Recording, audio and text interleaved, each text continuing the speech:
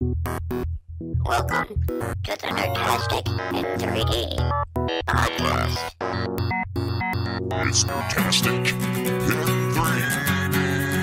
Oh, it's Nerdtastic in 3D. Yes, it's Nerdtastic in 3D. It's Nerdtastic in 3D. You better say we're fucking recording right now. I'm throwing this mic. We are definitely recording. Yeah. Bong. I don't believe you. We are literally live. Ladies and gentlemen, welcome to Nerdtastic in 3D episode number 27. My name is Jason Carter. I'm Jack Eckler. I'm really tired. Sean Fennell. Irritated Josh the Rot. And we have a very, very special episode for you this evening, as we say every week. Although this one actually is a little bit special because we have somebody joining us. In-house. In-house, here at the Disney Studios with us. So, Nerdtastic in 3D, as you probably do know, is an entertainment podcast with entertainment professionals talking about anything and everything that we find nerdy. And for just that occasion, to talk about anything nerdy and fun, we've brought a special guest. Goes by the name of Dan Camp. Dan, say hi. Hello, everybody. And what do you do, Dan? I'm currently a simulation TD at Sony Pictures Imageworks. Sony Pictures Imageworks. Simulation TD. Yeah, Spy? that sounded pretty professional. It does sound kind of professional. What does a technical So director you're, do? So you're an STD? Oh my god. Oh, bravo, dude. That is amazing. Wow. Yes. That is no comment. So what exactly does a technical director do? We work on cloth and hair, basically. So we're animating the digital cloth and hair on digital characters. And anytime you see hair and clothes... Give in us CG. some examples of stuff you've done. I've worked on Alice in Wonderland. I just finished the Amazing Spiderman. We did the skin simulation on the lizard, who's the main villain. Spoilers. Just kidding. G-Force, Christmas Carol, all kinds of stuff. Very cool. So, it's a little bit of podcast news. I think as we've been talking about on the show, we are going to be attempting to stream live. So Not just attempting, we are. We have actually succeeded. We are live right now on YouTube, depending on if you're listening to it right now. Otherwise, if you listen to it later, we are not live right now. We're actually streaming via my YouTube channel, which is Jacktastic 3D. Google does not like the name Nerdtastic in 3D, as they've told Jason. Yes, we've gotten rejected from Google+. That's okay, because we are here under Jacktastic 3D and joining you in all our fervor. So, Dan, I have a question for you. Sure. What do you think about Sony? What's it like there? It's a magical place. A magical place. Wow. Spoken like a man who thinks he'll lose his job if he speaks honestly. They pay my bills, so I don't really have too much bad to say, but it's... Do they have Rainbow Rivers? No. How long have you been at Sony? I'm going on, I think, almost 8 years. Wow. Come November. Does that include the hiatus? That includes a hiatus of 3 months. They took said, me back. Well, we love you, Mandatory non-paid vacation? but we don't love you that much. They paid me a lot of money to go away for 3 months. Like, here's their severance pay. And I went away for 3 months. They're like, okay, we're ready for you to come back now. Gotcha. But they kept me at the same, Other than same seniority and everything. one hiatus, has it been pretty stable work at Sony for you? Yeah, I mean, it's like every year it's like they're bidding on new projects, so you never know if you're going to have a show after the show you're on until it's at the end. And it's like, okay, we got another show. So Very cool. Dan worked with me and Joshua. Yes. On Beowulf? The Wolf. And On Monster House. Josh was on Monster House, and I was with him on Wolf, yes. Dan was there on Polar Express. So Yep. we do have a few people that listen to the show that don't know a ton about the full extent of what goes into make a CG film or a visual effects film. Basically, the computer graphics industry and how that applies to entertainment. I think the thing that's probably surprising is just how many specialities there are all over the You guys They're are having just so way too stoked much that fun we're with this live. live camera. Dude. This is just way too much for them. About how many different specialities there are. I So do that with the GoPro. can you talk a little bit and put this in terms of kindergarten speak as best you can for people like myself? What does it take? When I see a character that has long hair, like say Rapunzel from Tangled, or I see a character that's got a lot of mane or bushy fur or something. Yourself, you have to do that. That's not something you just get. It's not like you take a picture of a lion, right? You have to set that up, and that's a whole job. So tell us a little bit about that. Yeah, well, like for hair, you have like you set up a rig and you try to make the hair move realistically based on how long it is or like what kind of character, like how thin the hair is or how thick, and you give it like certain physics, and then you animate that, and then you have to determine like wind. What kind of weather effects are on it, like what kind of clothes it's going to be interacting with, all kinds of stuff. And you run a simulation and you get it back, and then you start tweaking it and you make changes to it. Same thing with cloth. You have to determine like is it silk? Is it like burlap? How thick is it? Like. So it's funny. So I think a lot of people are familiar with the basic idea of animation, which is you either draw or pose out a character, and you kind of do it in certain frames, and you kind of get this lifelike motion based on that. But that doesn't happen with cloth. It's not like you can just sit there and say, okay, I'm going to pose out this guy's T-shirt now. That's I think, a very, very amazing thing. It's a whole discipline that you have to create these simulations and these pinpoints, right? And you have to have physics apply to it in special ways. Like you put constraints on it, and you do several passes at it, and you get different results, and you can mix and match. Like say like you like the sleeves on one jacket, but you like how like the bottom of it moved in another simulation, so you combine the two and you paint a blend and all that technical gobbledygook. Does that happen often? Because it sounds like it would be a real huge pain in the ass. Oh yeah, you never get like one simulation and you like everything on it like right out of the box. You run like multiple simulations and pick and choose, and it's a lot of work. And so is your absolute worst nightmare when you have clothes on a super furry character? Yes. Yeah, like, I can imagine. The more fur, the harder it is. What's the technical term for compressing fur underneath clothing? Pretty sure you just said Matting? Smoosh? Smoosh? Well, are you asking what DreamWorks calls That's a it? very specific technical term. Yeah, I was going to say. I would call that matting. Zhuzhing? No? Nobody? I don't know if there's What are you, a jizzing? What the hell's wrong with you, Joshua? Let's keep it PG. Hey, I have a question for you guys. As we always do. Unable to. We try. I have a question for you guys. Did you know that Internet Explorer is no longer the most popular browser in the world? Yeah. You know, I heard that somewhere today. I can't remember exactly where we heard it, but it was recent. And do you know what has taken over the crown of most popular browser? Firefox. I bet you do. I want to say Chrome. Chrome. Man. Opera! Opera's available. Is Netscape? Isn't It's Opera- Netscape. You know it's Netscape. Netscape 4.1. Netscape 4.1. They finally caught out. Isn't Opera like only available on the Wii? No. You can download it for your computer right now. I don't buy it.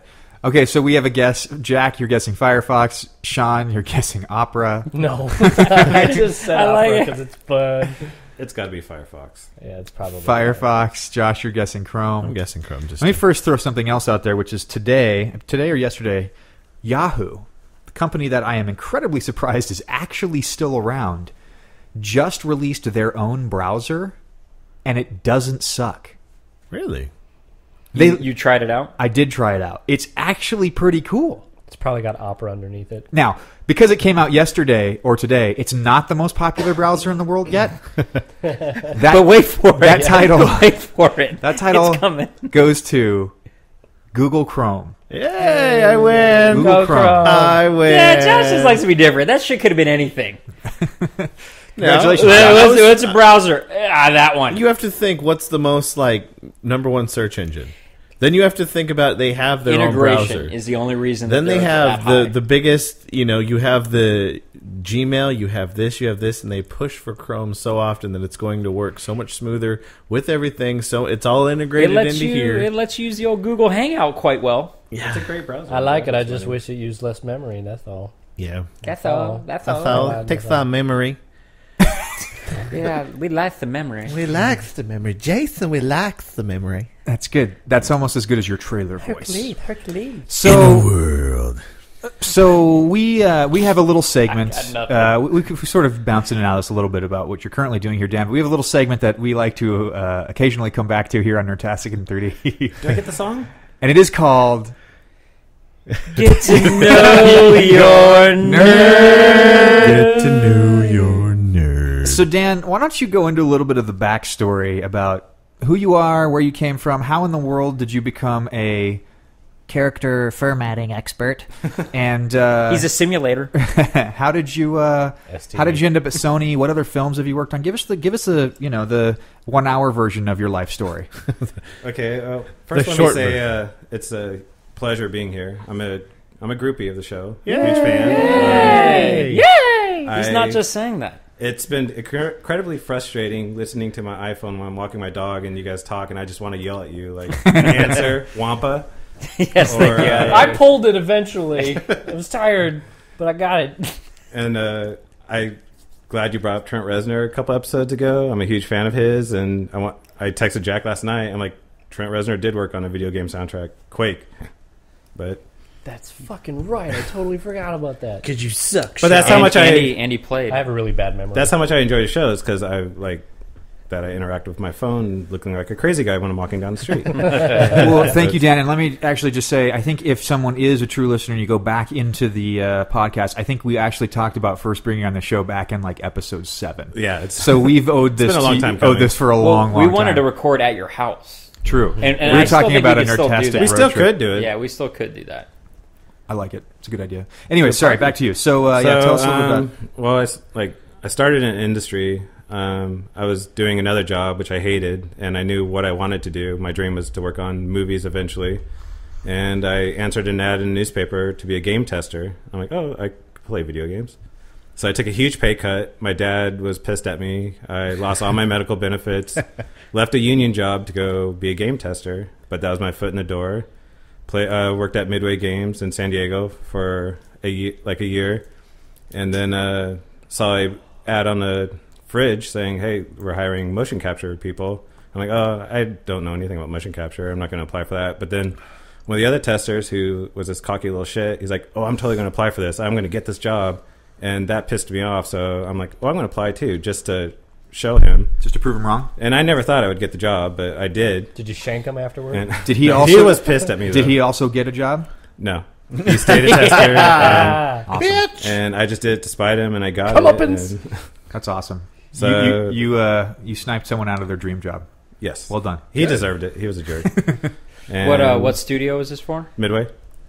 Was it doing motion capture for Midway? Yeah. Okay. Yeah, it was in-house promotion. So I did motion capture for a year, and then got a call from a buddy who needed some help working on some cleanup for motion capture for Matrix 2.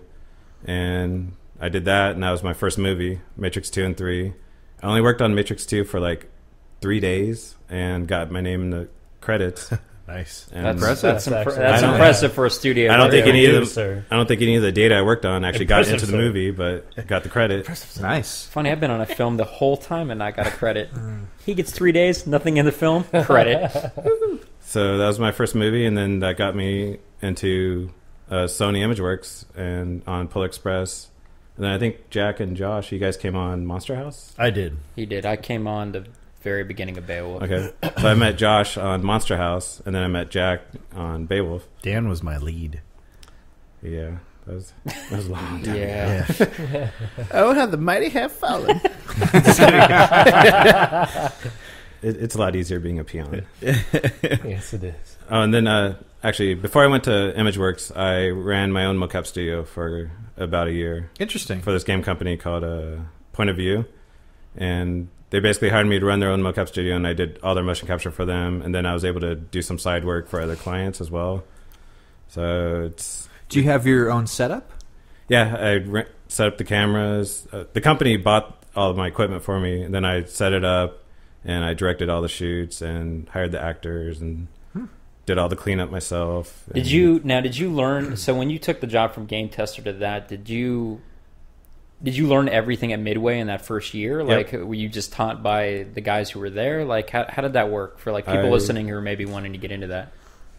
So I had no knowledge of motion capture, but I knew 3D Studio Max, which I learned at school, and I used this program called Character Studio, which is Mac's version of applying motion capture data to 3D models. And just, I was taught by the person there at the time. Some of you know him, Josh Hutchins. He taught me the basics of motion capture, and then just doing it over and over again. I didn't realize you knew Josh from back then. Oh, that's awesome. Another guy who worked with us at Imageworks.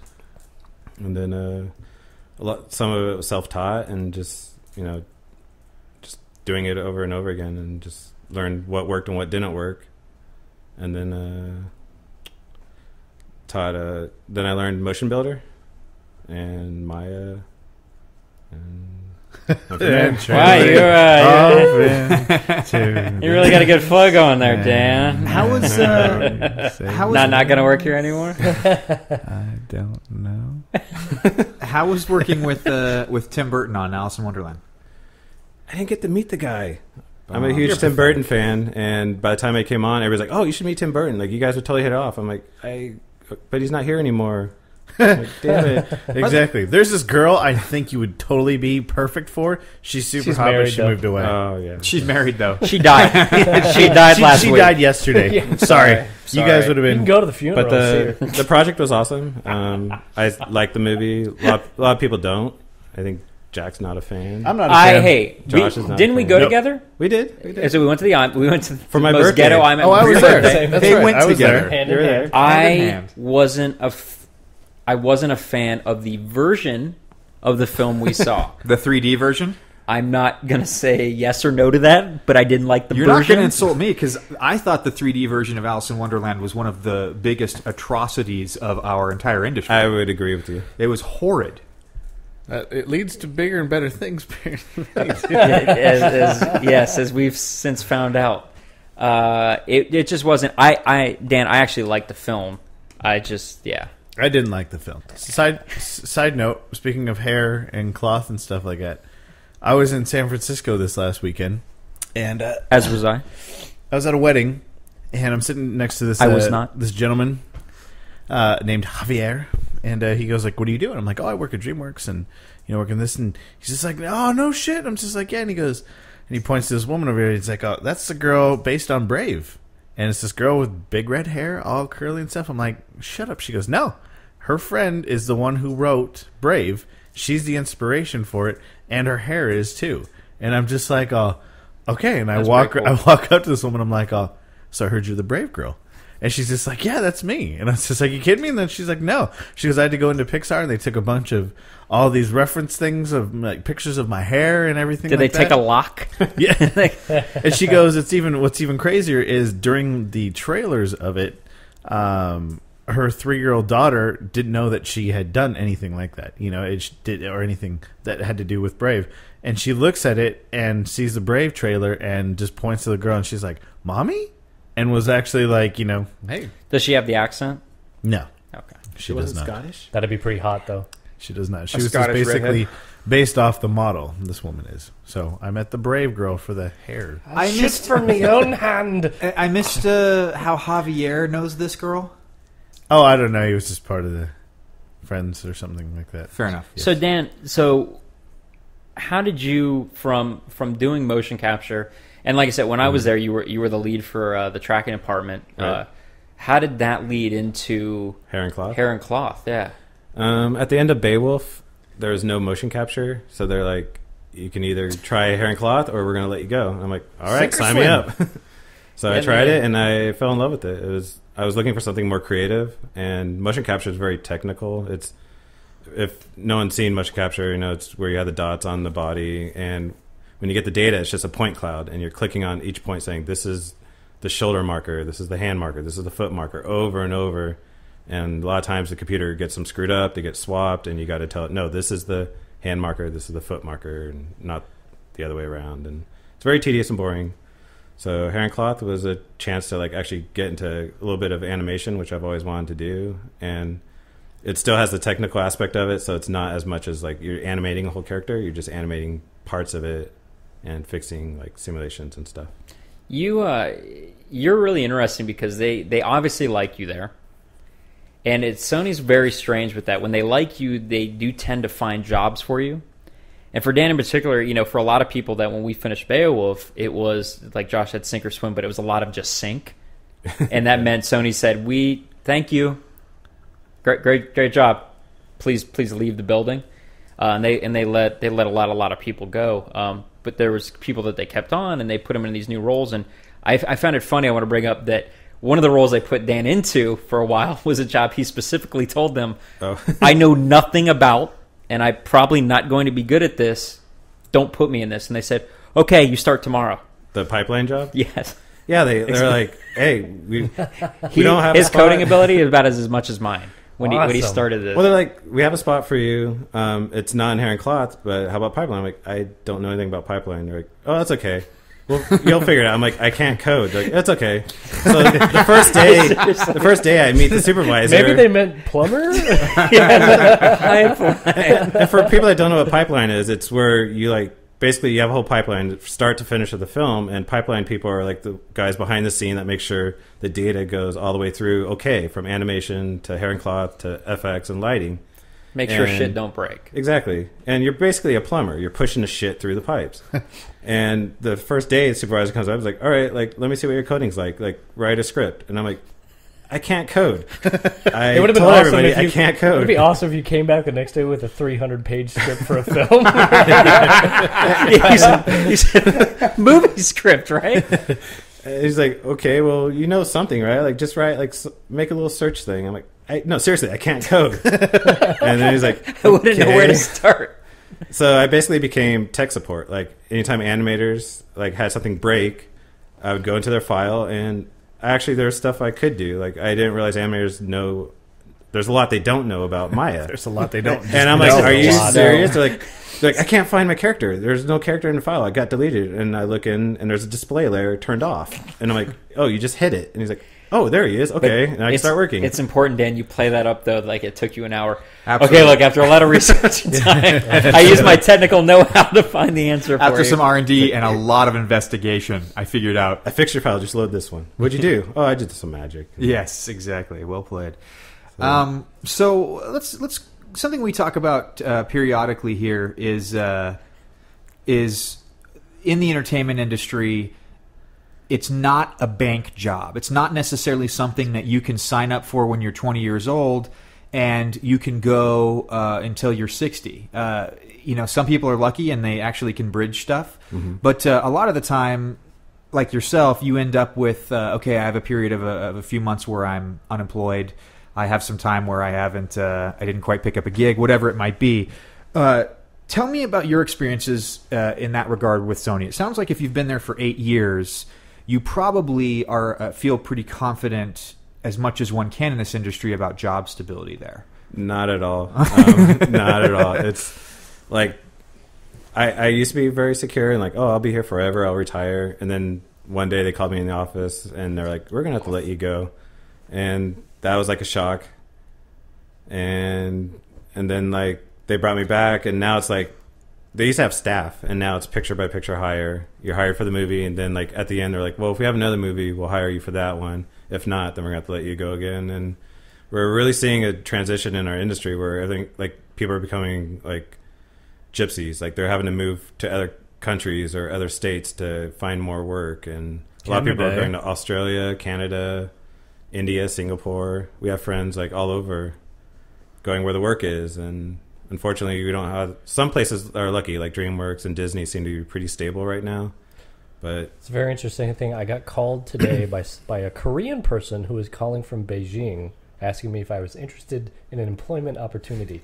They called my work phone. I actually think they're calling. That's awesome. They're just cold calling everybody. Cold calling DreamWorks customers. Yeah, well, I'm I'm on a contract right now, so I'm not open to negotiations. Yeah, everyone's in a contract. So what do you think about this? And I was like, I don't know who you are. I can't even understand. What were they offering the name you? of your company? We couldn't get that. Was far. it one of these? I literally could not understand what he was saying. Was it one of these? What do you do for a living? We have that. Yeah, Exactly. Can you get me a fighter jet? I will go to China if you can get me a fighter jet. I work for Wheat Thins. are you sure that wasn't HR just testing you? No, that would have been awesome. That was the most depressing thing to see when I was at Sony, because I took I took the job initially. It was so funny. I took the job initially because of this promise, very similar to what DreamWorks gave me, was this 3-year Beowulf. You know, we're starting at the beginning. We'll give you this 3-year contract. There's no overtime. Yeah, Corey, I'm talking about you right now. No, all the years I've been here, I've only worked once. Within the first 2 weeks of Sony, dude, I had my first Saturday. I do believe the same thing happened to you when you came to DreamWorks. Sean told me the same crap. Hey, did you work overtime? Nah, man. Shit, nah. I'm pretty sure you get your ass beat for saying something like that. First weekend, hey, dude, we need you to come in on Saturday. I'm like, fuck. Did you dress up as Lumberg with the world's best boss? Yeah. No, to my defense, he did take a whole 3 weeks off, 2 weeks into the job, so he was making up for that. Too. Look, in case anybody doesn't know Jack's work philosophy, it's use all your vacation and sick days between month, January and February. It's a great month. The weather's great, and it's awesome, man. 4-day weekends every weekend. It's amazing. Needless to say, it was very depressing after being at Sony for a while. I had left, and I had my own problems with them. But after I left, it was very depressing to watch friends of mine who had been there a long time, including Dan, them come to, because they were the senior people, the guys high on the totem pole who were making good money, and them come to them and say, we got to keep up with everybody else, and we don't have work, so you need to leave now.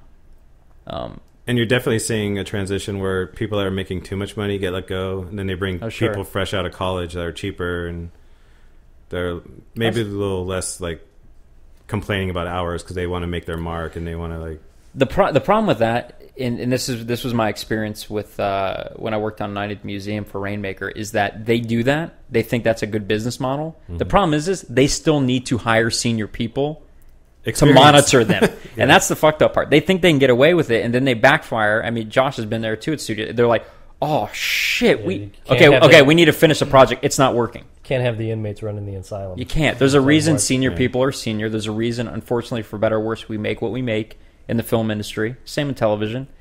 The budgets are what they are for a reason. And when they try to skimp so far, it shows. We all in this room could pick out movies that have gone to other places and other facilities with cheap labor and how it looks. Some of us in this room work with them currently. Well, and even in the... I'm not looking at anybody right now.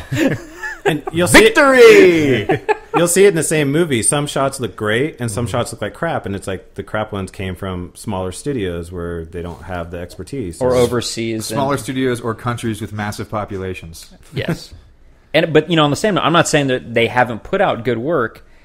Just my few experiences working, it was really like that on Golden Compass with Rhythm, because they sent certain shots they would send over, and I would listen to the animation director the next day complain and be like, we got to do it again. And they would have to redo so much work. At what point for a studio do you go I'm losing money? This is costing me more to send it there, get it, do revisions, get it back, and go, okay, we got to redo this anyways. It's interesting. I actually have recently started to form a semi-opposite opinion of that subject. So... Of course you don't. Well, I'm not saying that I don't agree that the quality level outside of the American entertainment industry is lower. In general, I agree with you.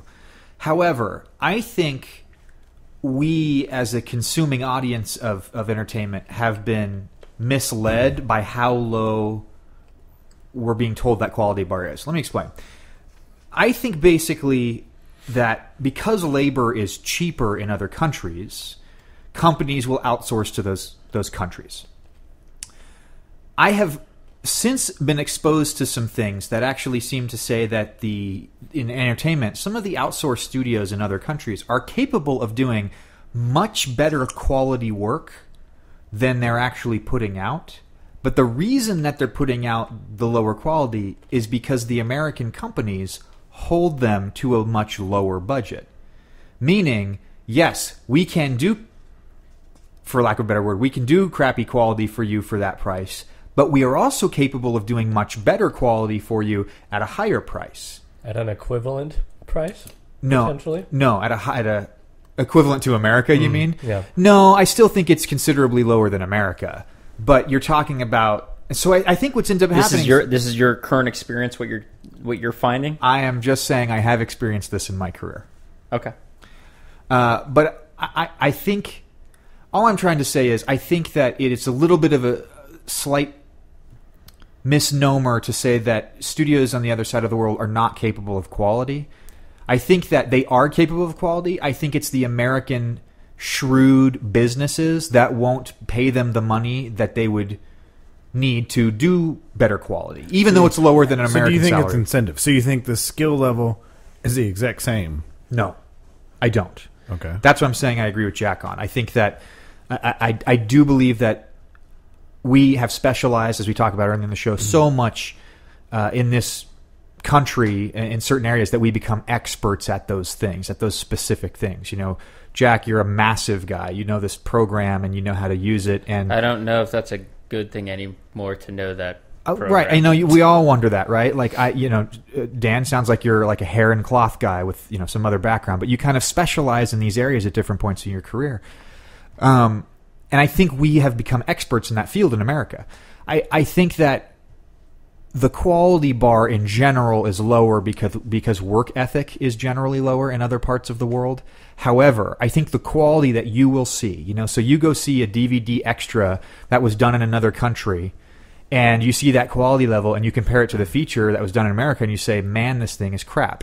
My question is it crap? Is it that crappy because the studio only paid them $1 when they could have given $3 and gotten maybe not American quality but higher level? No, I don't think so. I think, and that's what I was trying to say. I wasn't saying all of it is right, because I've been on projects that were horrible, and then just recently, I mean, Sean, back me up here. We saw some stuff that came back for Mad 3, Madagascar 3, that's getting ready to come out. Some crowd work that came back that from another country that came back from India that they had done it was pretty good. I thought it was really good, and it was pretty good. Yeah, wasn't best, but it was pretty good.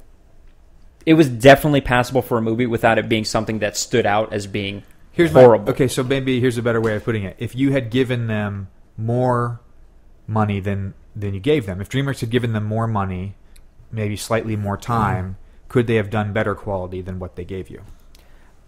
Here's the thing. I'm not sure what the turnaround. I've never worked with that team. I think one of the biggest things in general, and I still find it in our industry that bothers me, are critical eyes. People who have eyes for looking at scenes and shots and being able to make the right call. I don't know if that's there. But I know at some point a VFX soup or a CG soup's looking at those shots and giving those notes, and I'm sure it's the same for you guys here, Jay, because that's the majority of what you guys are in this building, are soups who look at that stuff, are giving them notes. You'd have to tell me. I don't know how they're addressing those. So you're saying more of if they had more incentive, they would do better. I don't think that's I think the case. they're doing the best that they can. Yeah. Whether or not they're getting paid $50 an hour or $5 an hour or $500 an hour, you're going to get that same output of quality. Just because of maybe their talent level. Now, you can sit there and bring somebody in who's trained at X place over here that's been worldly renowned, sure, and pay them more money, yeah. And you'll get better quality because it's a better quality, school or learning, if you will. Okay. I think I disagree only in the fact that I think that, in general, the places overseas are capable of doing better quality than actually make it to film. What I don't believe is that they have the work ethic to get there. They don't have the motivation or the work ethic. Well, and I mean, I don't know how much we want to get into this. I mean, or how much we can talk about this. I mean, we've had off-camera talks of just culturally how they are over there and their work ethic over there. And I'm sure that hinders them quite a bit. But then again, we've talked also about Foxconn. Does their work ethic that's insane to all of us in this room, does that affect them? Outside the suicides, let's not go there. But does it affect the quality of the phones that are in all our pockets? Yes. No, I don't know. You know what I'm getting at? Yeah. I wonder in different cultures now, because now it is jumping. So you have, obviously, Dan brought up, you have what let's call it the camps for CG right now. You have Vancouver, you have London, you have Singapore, you have a base growing in China, you have a base somewhat in Tokyo. Is China not Singapore? Yes, I'm sorry. When I say that, I guess outside of Singapore. And I guess I would lump, I don't know, is DreamWorks facility going to be, is that in Singapore? We're in Shanghai. Okay, Shanghai.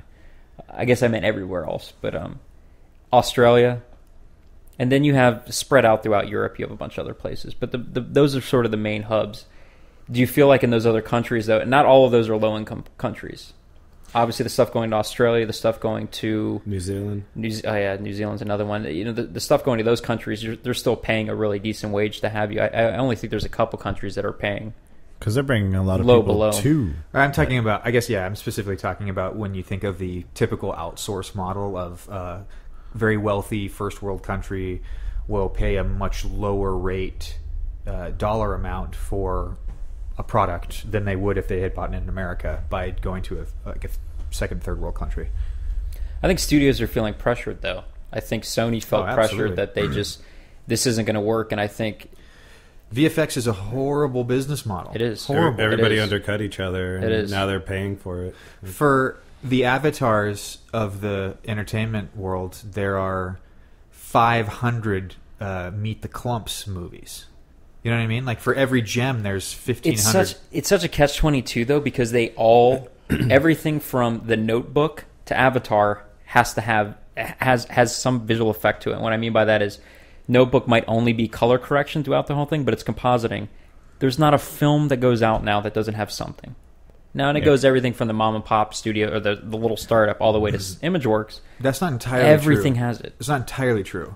The episode 27 of Nerdtastic in 3D streaming live onto YouTube does not have color correction. I'm not done with it yet. Do it in post. We're gonna time it digitally after this. It's just become really shitty. I mean, Dan, I can probably go into a bit. The rumor we had heard is that Sony was towards the end of this project was telling people, well, you can not be here, or you can go up to our Vancouver studio. Mm-hmm. So, what do you want to do? So let's shift gears slightly. Josh,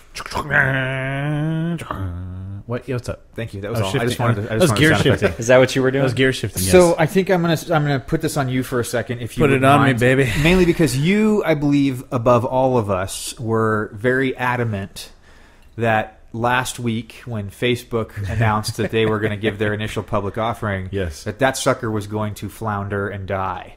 So can you talk a little bit about what happened this week? Its first week out on the market, what we're seeing. Well, I mean, first of all, Let's get investment corner with Josh. I can't wait to fucking chime in. Jack's gonna be like, well, yeah.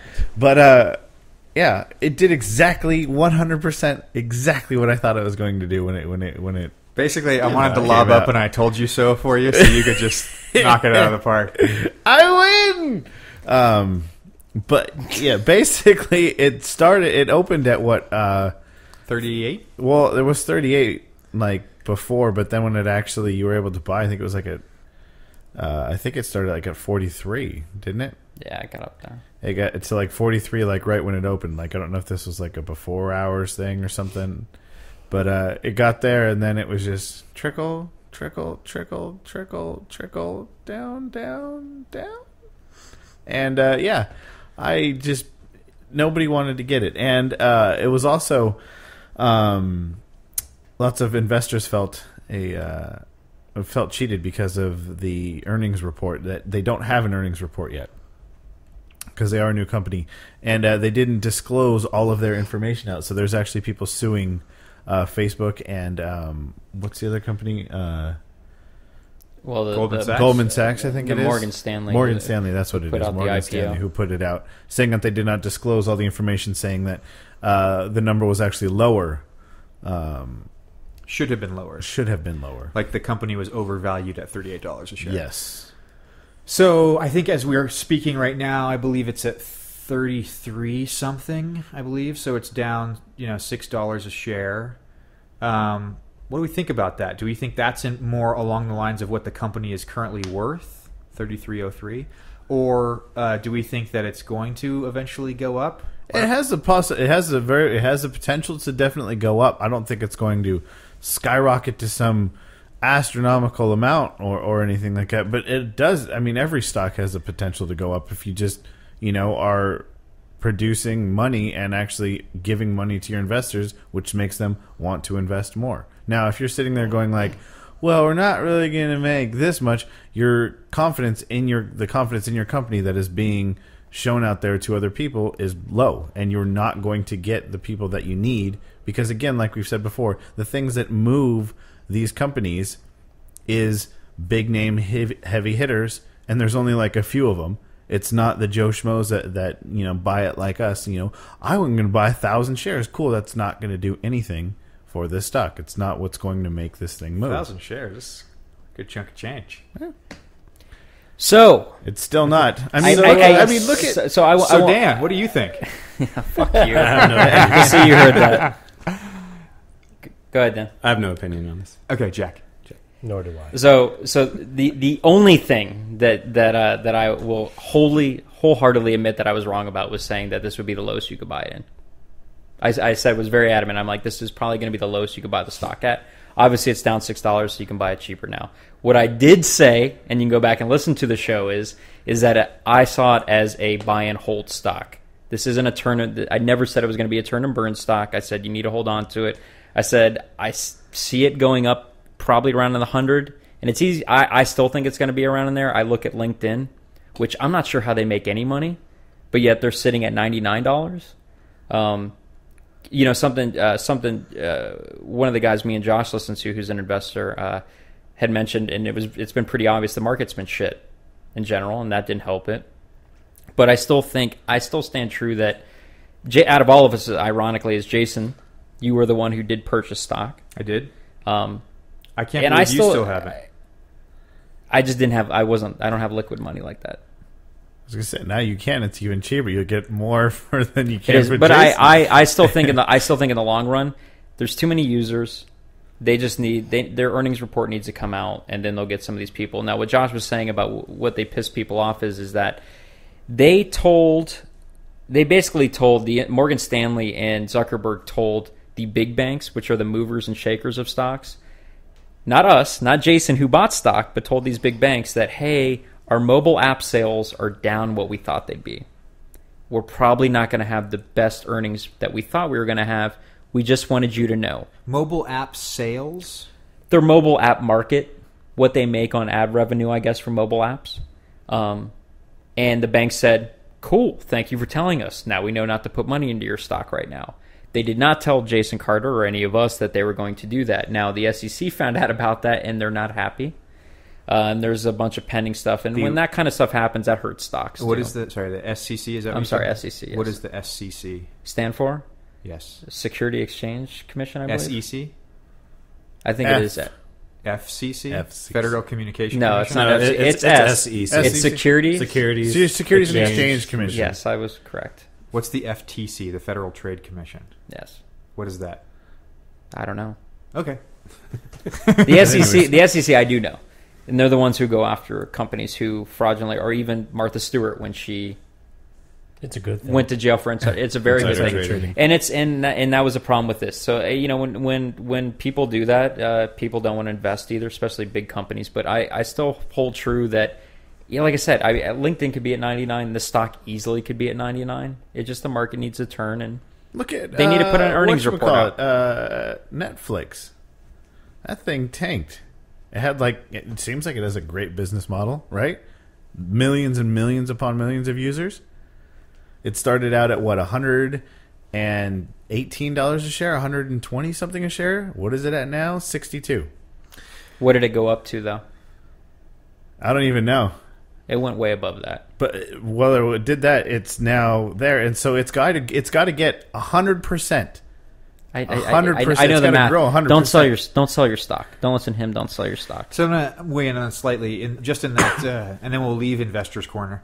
But I did purchase a very small amount of stock in Facebook, just a little bit, just to kind of see what would happen.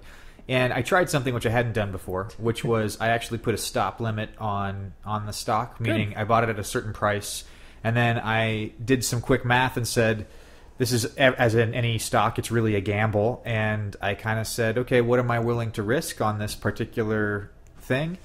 I did some math, figured out what that stock price would be, and I put in a stop at that amount.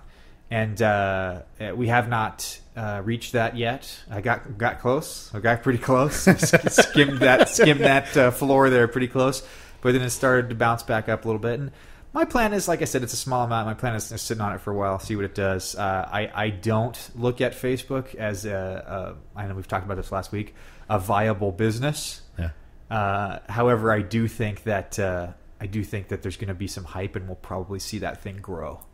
I think that it'll probably, I don't know if it'll go up to 99, but I wouldn't be surprised if it goes up to the 50 range.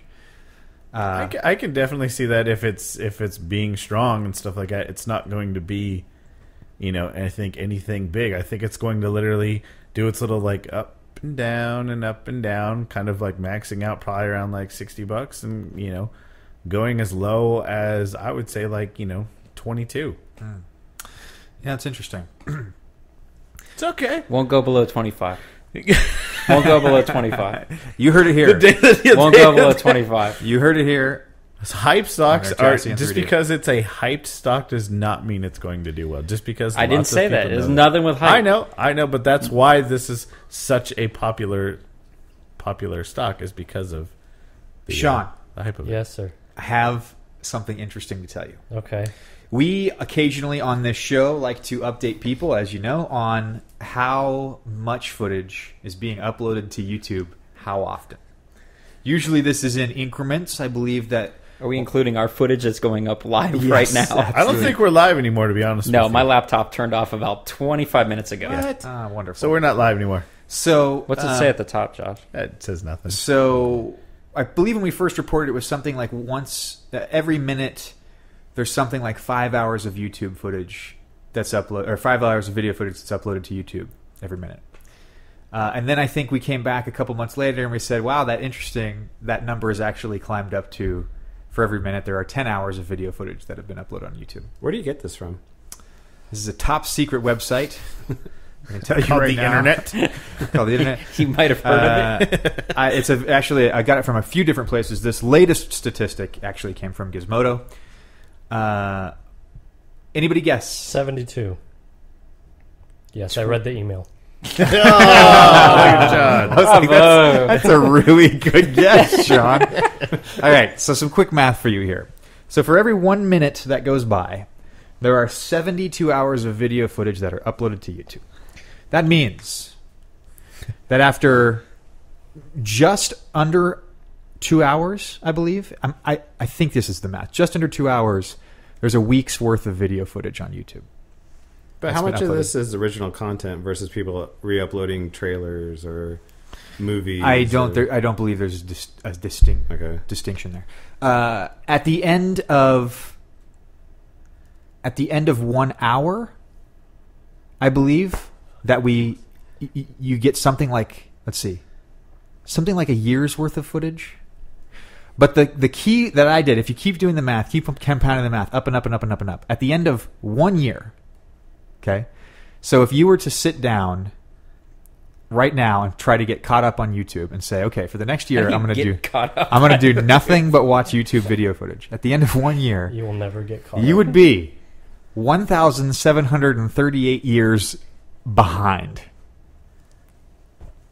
1,000. Jason Carter, everyone. 1,000 what? Do you just wait for things that aren't funny or entertaining at all? I'm not going to lie. I sit here and do that. No, the thing that doesn't really blow my mind. The thing that blows my mind is every single day, it's exponential. It's a growth. Every single day, there's more uploaded than the day before. Right. So it's Per minute. impossible to In my head. ever catch up, ever. May 26th, YouTube became self-aware. May 27th, the nukes were launched. Where's all this The footage being nukes with stored? cats tied to the front That's what I'm of talking everyone. That is it. Skynet. That is dude. an excellent question. You know, In space. If we haven't said this before in the show, the person who manages There's a Dyson sphere around the sun. It's holding all of this data. the person whose job it is to manage the current farm that houses all of this data, and then also projects future growth. 130,000 years old. He keeps drinking out of a grail. Yes, Tells me poorly. that this guy deserves an award. That's amazing. I wonder what Vimeo's like, how they compare to YouTube as far as like how many hours of data they have. I just like the quality of Vimeo. Yeah, the better. quality is pretty I don't nice like their on interface Vimeo. though. I like their couch mode. That's awesome. What's What is it? couch mode? Some of the Enlighten us, Sean. Some of the Vimeo pages you can like click a couch mode button and it like dims the whole screen. Oh, yeah, and it makes yeah, it it's all full screen black on your and- thing. It's got a little tab and it goes all it goes all minute. So let on me- you. Ooh, I like Let's, it. sexy. It's good. Let's take another turn here, and Dan, bring you back into this. A game got released last couple weeks here called Diablo 3, which was hyped up.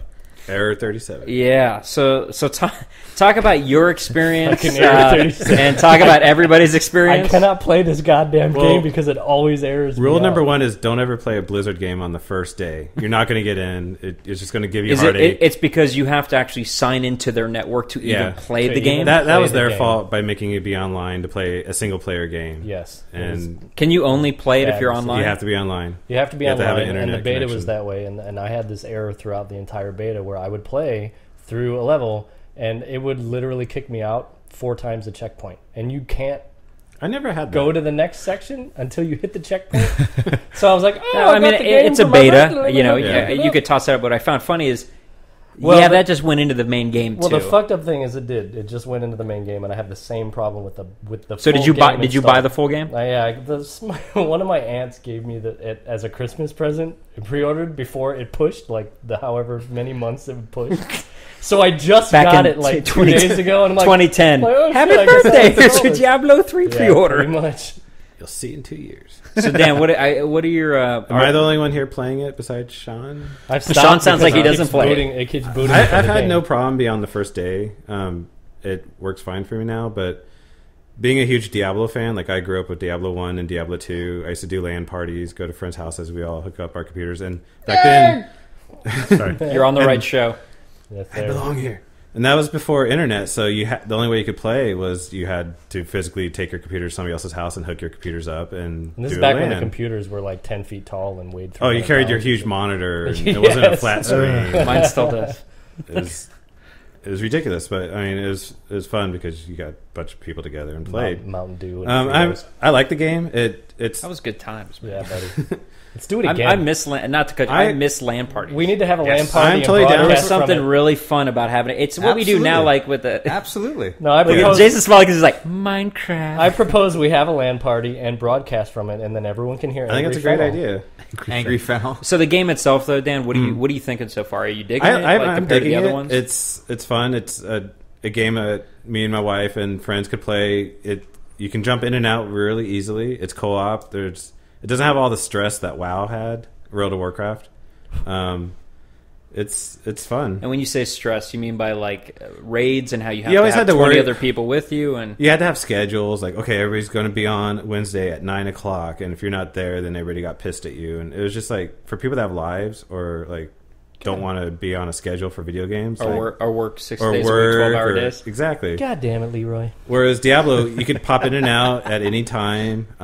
It doesn't affect like what mission you're on or anything. It's super easy to find your friends. Like it looks at like your Facebook and says, "Oh, here's your friend that's been playing, and do you want to add them to your friends list?" Like the stuff that they did right, like works really good. And it's just like me and my wife will be playing, and all of a sudden, like one of our friends will just pop in, and they're joining our quest, and they're helping us out. And then the enemies scale based on you can play up to 4 people. So if you have 4 people, the enemies get way harder. If you have like 1 or 2, they're easier. So the game changes on the fly based on who joins your party. Warrior needs food And- badly. Exactly.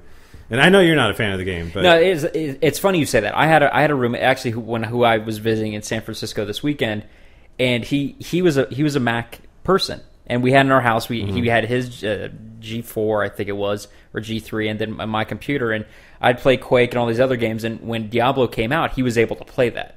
yeah. So I'm playing with all these other friends, and he's like, no, you got to get this. And he eventually just caved and bought me the box set. He's like, dude, you're playing with me. And my first experience was Diablo 2, and they all had all the gear, everything else. Say, no, we got this. And they rushed me to hell. Like, I'm not lying. Within 35 minutes, I was on the last level. I had nothing. They're like, okay, we're going to beat it up, and all you have to do is tap it, and then you'll get all the gear. I'm like, what?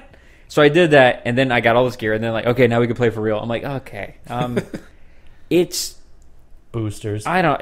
There's fun aspects to it. Jason, actually, you might like it. To me, it's like I have played it. Have you? Yes. Which Diablo? Diablo 3. Okay. I actually played it long before it came out 2 years ago down at Blizzard. Oh, you went to Blizzard. That's right. And I wasn't a big fan, though it's not necessarily the game. I thought the game looked gorgeous, even back then. It's just not necessarily my type of game. I don't know, this may sound horrible, but the whole casting magic spells and figuring out which ones, and maybe that was just the character I had, but figuring out what goes where and different combinations make different things, it just got very confusing to me. Which is The interesting man coming who from just Minecraft. goes, Yeah. this piece of wood combined with this stone and a T position will create this lamp. Very different. Very different. Is it I though? think, To I me, think it is. Minecraft's more complicated. Yeah, than, so do than I. Diablo. But Minecraft, well, the Xbox 360 version, actually it tells you exactly what you need, what assets you need to create what. So you feel like Diablo 3 is just not easy enough for you? Sure. Okay.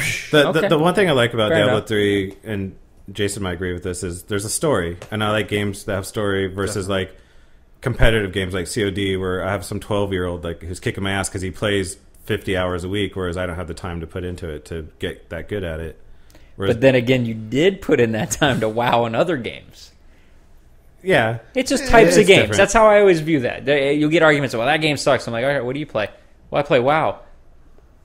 Conversation over, my good sir. and I walk along. and I don't hate Call of Duty. Call of Duty's fun. No, and It's just- you've and I've played played with them us all, in the past. Yeah, you've played with us in the it's just- past. That's awesome. What do you play? Wow. See ya.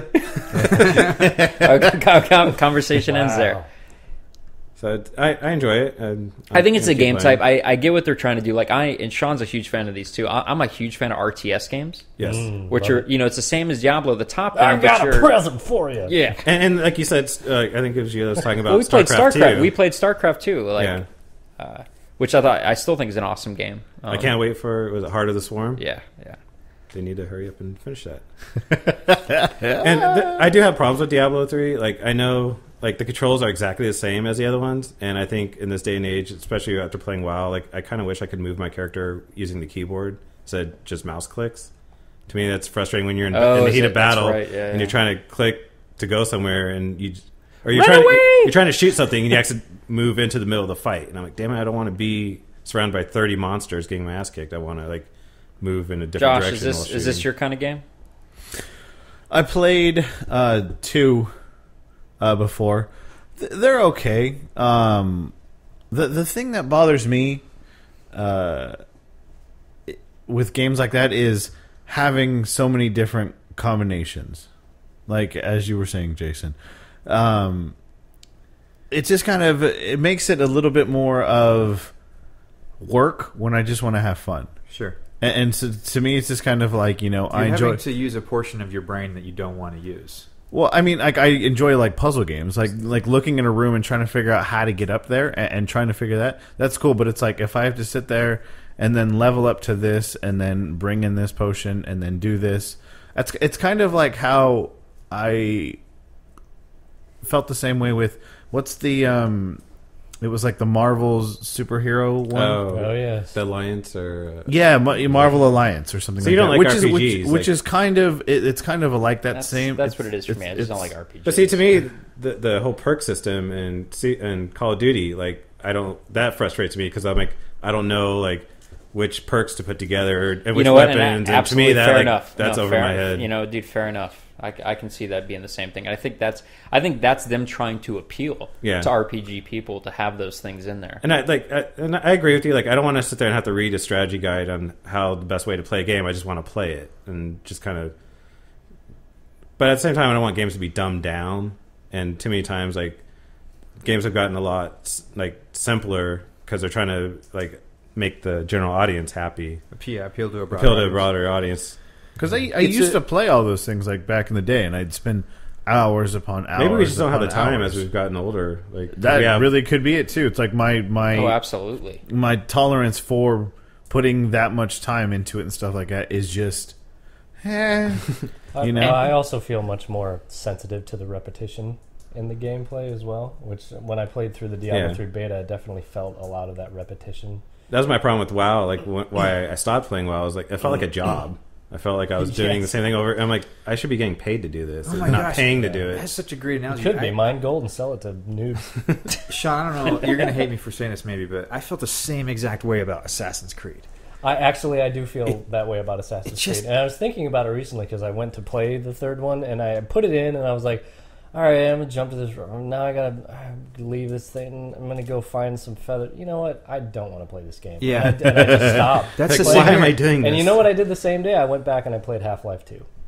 Because Much better Half-Life 2 game. is such a fun game, and it's a first-person shooter Great that has story. puzzles in it and great story. You never get lost Yeah. in the game because Have the you- level have you design played is it? top-notch. Okay. Just- Many times. yeah. Yeah, it's great. And the episodic releases they've done for it are awesome how they add to the story. I really, really dig it. When you guys go to Valve to give them your nerdy, can you ask them where the hell is the next episode? Absolutely. Right. Absolutely. Because they never ever get that from the podcasting world. So,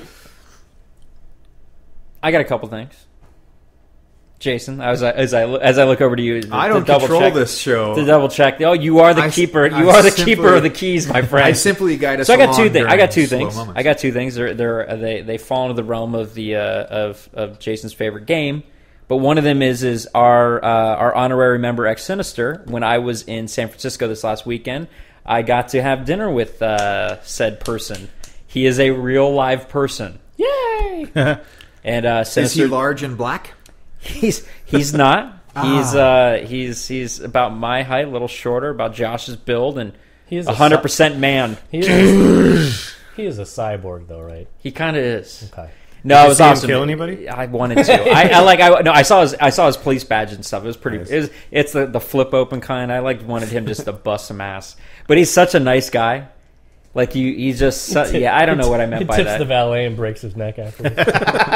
But it was cool. We had he came out with my wife and my daughter and two of my friends were in town, and he brought another guy that me and Josh play with. BJ is bad, and it was awesome. It was just great to hang out with those guys, and it was so tough though not to nerd out at the end of our table about Call of Duty. And there was times we started to, and I could just see my wife slowly look over at me like, "You need to pull it back. pull it back," because we were getting. You mean like I do every episode of the show? What was funny though, obviously, is to me, having played games and internet games for a large portion of my later life, is that it's not uncommon for me to meet somebody I've talked to online for a long time in person, and it just be okay because I've known that person. To my wife and other people to say, we were driving up to the restaurant, and it hit her all of a sudden. She's like, do you know what he looks like? And I said, I know, I've never met him. And then it hit her, do you know what BJ looks like? I'm like, no, I've never met him either. You've seen him? Nope. How do you? I'm like, just let it go. She's like, so we could be walking into just. I'm like, It's a blind date. But to me, one of my best friends who was in my wedding, Rajiv, Josh knows, who was in my wedding as well. I had played with for years Quake competitively, and he lived in California. I lived in Florida, and when I moved over here, he was actually the first person I hung out with, and it turned one of my best friends. So to me, it's just. You get to know certain people online and their personas, and if they're actually who they are, and you get a vibe that that's how they're going to be in real life, and Sinister is no different than that. Yes, stand-up guy, and was awesome to be able to hang out with him for the weekend. Second part, I just want to point out real quick.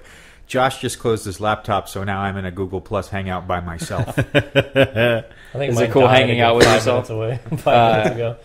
It died. the second part is that Call of Duty released these crazy map packs that I find interesting because they're geared towards sort of kind of competitive multiplayer kind of gaming. They're 1-on-1 maps, 2-on-2 maps, and 3-on-3 maps. I tried that the other night, actually. Yeah, it's actually very fun because the maps are much smaller, and where we found the most fun to be is when you have parties of 6 and higher.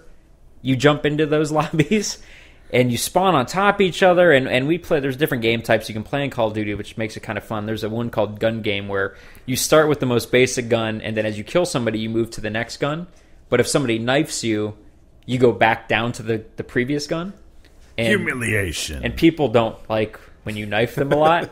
So we had played, and our good friend, breaker. our good friend Magnus, our good friend Justin, were playing, and I had done well for a bunch of maps, and it was the last map of the night, and I killed a couple people, and at one point, your third kill in, you get a thing called a tack knife on a gun, which is a very fast stabbing knife. Mm-hmm.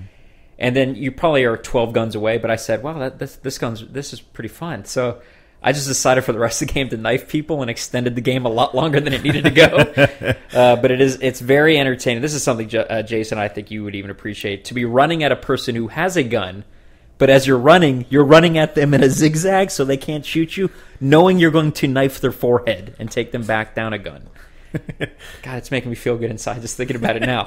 And to hear the person on the other end of the mic, like Justin, you're listening right now, screaming, Jack, get away. Jack, Jack, put the knife down. You son of a bitch. So they just go back one gun or all the way back to the beginning? They go back one gun. Now, if they spawn and you knife them again, they go back yet another gun. So we just spawn camp and then... There's a lot of people who stayed on the first gun for a lot of the game. Yeah, they can't. If they're on the first gun, there is no going back below that. But you just brought up an interesting thing. How does it feel to have a last name synonymous with a really, really horrible way of playing camp? Yeah, that's okay. I made my peace with it. Dan Camp. That was my soapbox, OJ. Feel free to. Well, so got a few minutes left here. Why don't we talk about let's talk about apps for a second. I think it's personally very amazing what people are creating in the mobile space. Tablet or phone. Autodesk, makers of a lot of the big professional software that's used in the graphics industry. Maya, I know we all use. Motion Builder, Dan, you mentioned earlier in the show. Autodesk has a new initiative that they want to, their main product line is geared towards graphics professionals, right? Authoring 3D content.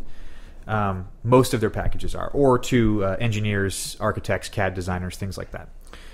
Autodesk has recently started to do this push into trying to appeal more to a hobbyist level of user base, and they've recently created this thing called 123D. 123D, you have it? Mm-hmm. That's how we create movies. That's actually pretty cool. Yeah, I'm curious. I haven't actually played with it, so I'm curious to hear your thoughts. But correct me if I'm wrong. What I understand about it is it's basically a way for you to be able to take pictures, 360-degree pictures around an object, take a whole bunch of them from all kinds of different angles. And this software can basically stitch them together and algorithmically create a 3D model with textures. Correct. With textures on it. Have you used it before? Yeah, I played with it a little bit at work. I took one of my figurines and took pictures all around it. And what's interesting is you take all the photos, then you upload it to their server. You create an account, and then they stitch it on their end, and then they send it back to you as a image that you could rotate around. And so is that all you get is just this image you rotate, or can you physically, if you say, hey, that's awesome, I'd love the mesh now for people in our industry to say, hey, I'd love the 3D mesh, can I have an OBJ, I think you can get the point cloud, and then you can use it for like maybe, I don't think you can do it yet, but I think at some point you might be able to use like a 3D printer to like maybe print out or use it as a way to prototype stuff. So can you do the cassette tape thing where you take a picture of a model and then you print it in 3D and then you take pictures of that and then you print that in 3D and take pictures of that and eventually find out what kind of puddle of muck it turns into? That would be a really interesting experiment to try. How far down the rabbit hole you can go. Yeah. So you have the iPad app? Yes. Yeah, okay. So there's not an iPhone one for it. No. But actually 123D so 123D Catch is the actual iPad app. 123D is actually a desktop software that they created. So you can take a normal camera and you can take pictures of something, load it into the software. It'll do the same thing. It'll load it up to a cloud, give you back a model. So the way I understand it is that with the iPad app, you can take your iPad, take pictures of this 360 degrees of an object all the way around it.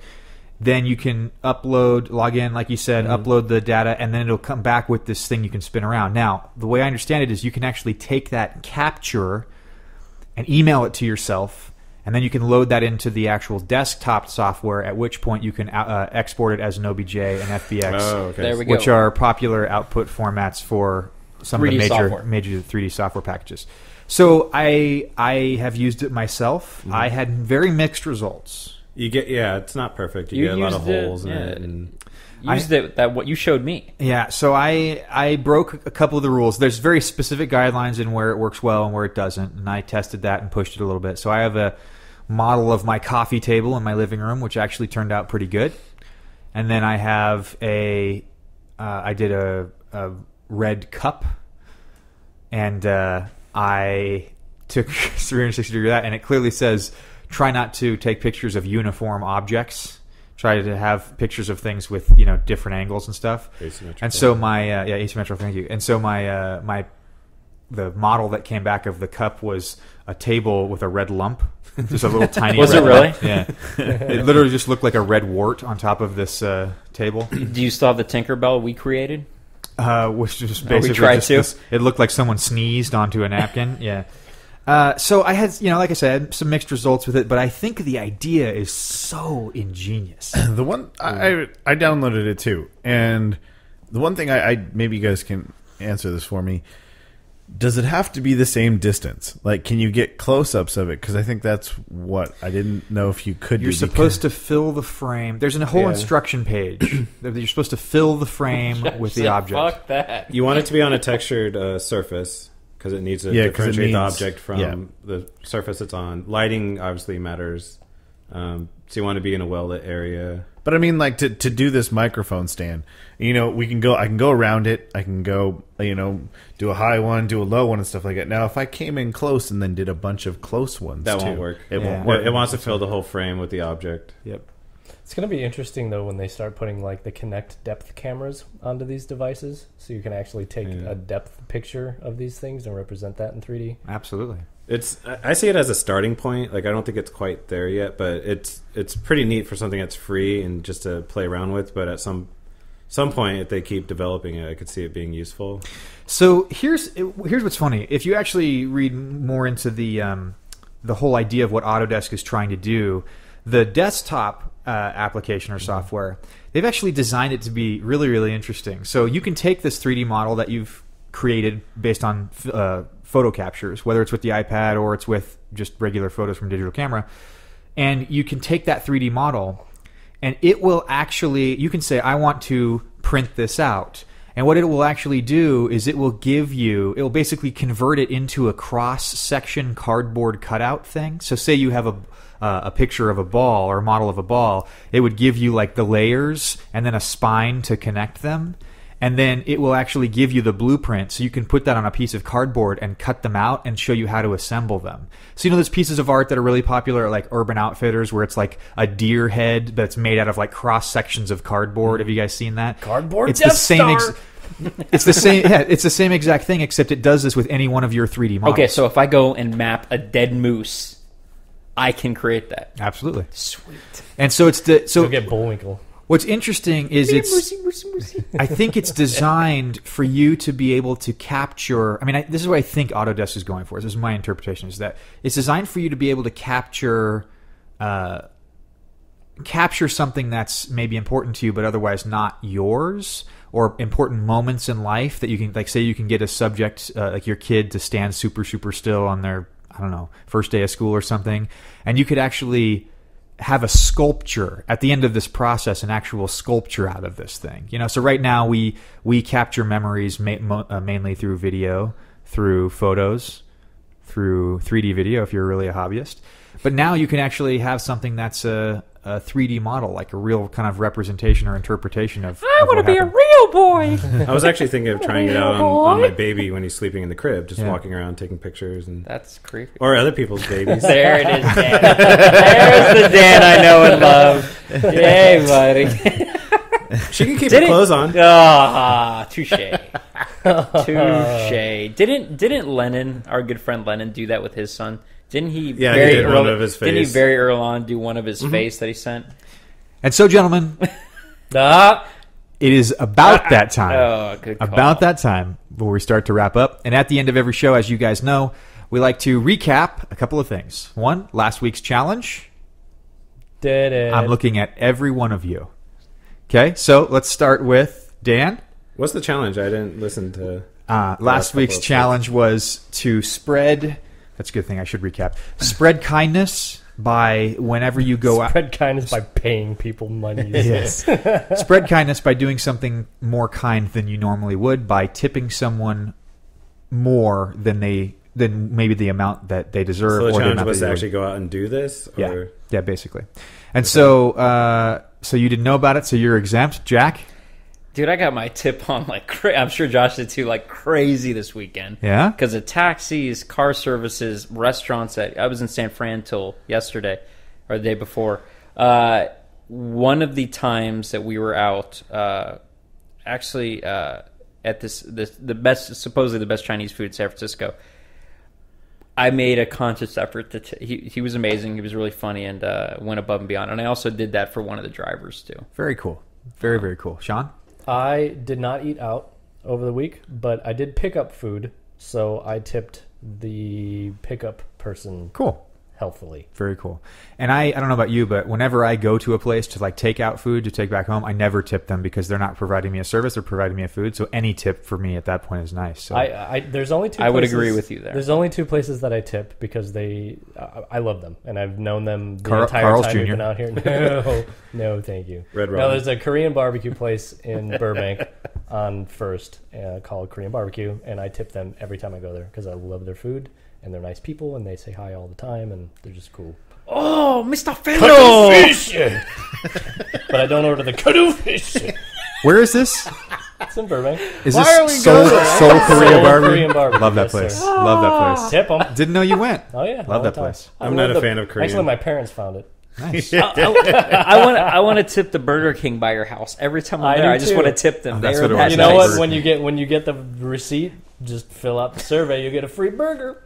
Was the challenge only tipping, or could you Yes. do anything nice? No. it was- Okay. Well, High fives work too. So. High five. What about hugs? Or Yeah. Josh, what about you, buddy? I did. There was a woman who Spicy. she showed me her boobs. Too so I sexy. gave, no, your mom doesn't count. yeah. oh. Damn it! Cha-ching. There was a woman at a bar. She was a bartender. She just looked like she was kind of just a little frazzled, like, you know, it was very busy and everything. And I basically, my bill wasn't that much. It was like $16. I got monies to make you happy. It was $16 was my bill, but I ended up then tipping $16. Wow. Good for Good you, for you, man. sir. That's awesome. Those I just strippers did loved that. my tips for some reason. They were like so happy, Jason. The more I gave them, the happier they got. Did you do this, Jason? I sure did. I Yeah. sure did. I went and picked up soft serve ice cream for my pregnant wife. And like I said, usually when I'm at a place and I'm not getting there's not a service, I'm just buying a product, I don't tip. But I actually threw down $10 for a guy. So I actually gave him more than the actual bill of the Did ice they cream. ring a bell or do anything crazy in there? No, he just looked at me and was like, really? And I was like, yeah. He's like, thanks, man. Oh, look at that. Yeah. I So- at least would have got an up top or something.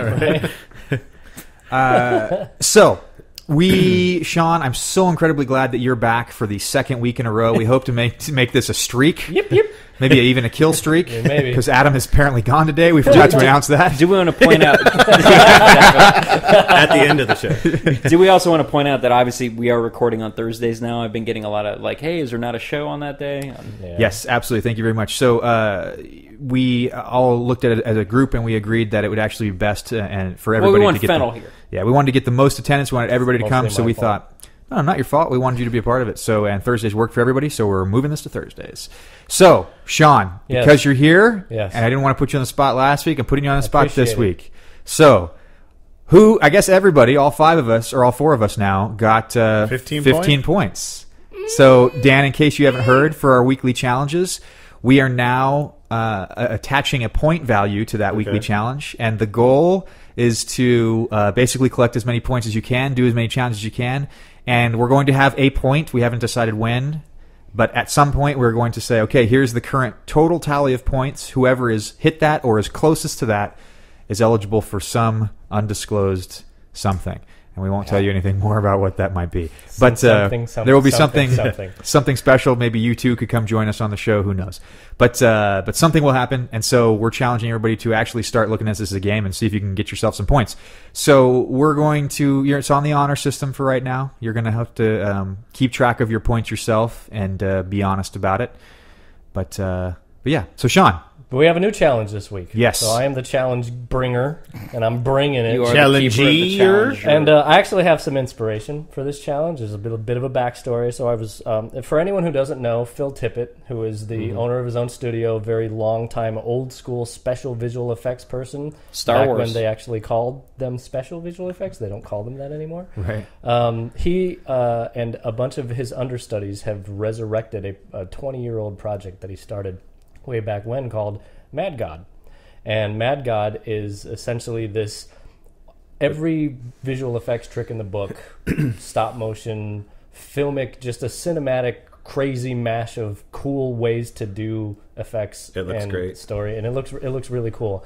So in this digital world, I thought it would be a cool challenge to everyone to craft something with your hands. So I want you to craft something with your hands. And my restriction is no digital usage, no computers, no anything. The only thing that you can use that's digital is a calculator. And it doesn't really matter what it is, but I just want someone to use your hands and build something and be proud of it. Awesome. And I think I'm going to give, what do you guys think, 25 That's points? a good one, man. 25 seems steep, but... Okay, well, we can go 20 if you want to. 20 maybe... That's 20 may be about right. Compared to just giving free money away like we all did for 15, I say building something. That's worth 20 at least. Yeah. I think 20 is probably fair. I think that's... Are you gonna put pictures of what people build up on the website, or Would love to. If you I think can, so, that yeah. would be Please absolutely submit. Definitely. yes. Feel free to send them to nerdtastic3d@gmail.com or post them on Facebook or link us on our Twitter account, and we will definitely give you guys a shout out. This could be anything? I'm thinking right now. I'm like, yeah, dude, can I get my hands dirty in Play-Doh and crap? Oh, yeah. I was thinking of actual crap, like poop, like big little sculptures and stuff. I'm sure your son would be more than willing to help I could you use with his that. poop, yeah. Yes. Don't use your own. I will say we may or may not censor some of the pictures if they are, depending on the appropriateness of them. Extreme nature. That's an excellent weekly challenge, Sean. Definitely worth 20 points. I think that's awesome. So that is the challenge to you all. Again, keep track of it yourself. Gentlemen, as always, it's been an incredible pleasure. Yes. Dan, thank you so much for coming and joining us. Thank you for having me. Yeah. Absolutely. It's been Thank fun. you, sir. Totally. We want you to definitely come back anytime. miss you're you. available. Yeah. Exactly. Okay. Absolutely. Actually, real quick before I forgot, because I forgot to mention this, why don't you do a quick plug for Spider-Man 15 or whatever it is? Amazing Spider-Man. It's a reboot, completely separate from the Sam Raimi trilogy. It's coming out July 3rd, I believe. And you just finished? It wrapped last Sunday, I believe. So, 5 weeks, 6 weeks before it comes out, something like that? Yeah, we're in between Prometheus and now not G.I. Joe because I got pushed till next year. But we're a couple weeks before Batman, so Wow. we'll see. Very cool. It looks pretty cool. It's different. Yeah? If you're a fan of Spider-Man, it won't be Avengers, but I think it's going to be better than the previous Spider-Man. So Cool. That's good enough for me to go see it, definitely. Very cool. So, ladies and gentlemen, this has been Nerdtastic in 3D, episode number 27. My name is Jason Carter. I'm Jack Eckler. I'm Sean Fennell. I think I'm Josh LeBron. And you are. Dan Camp. Thank you so much for joining us. We'll see you next time. Thank you guys. Bye. Nerdtastic in 3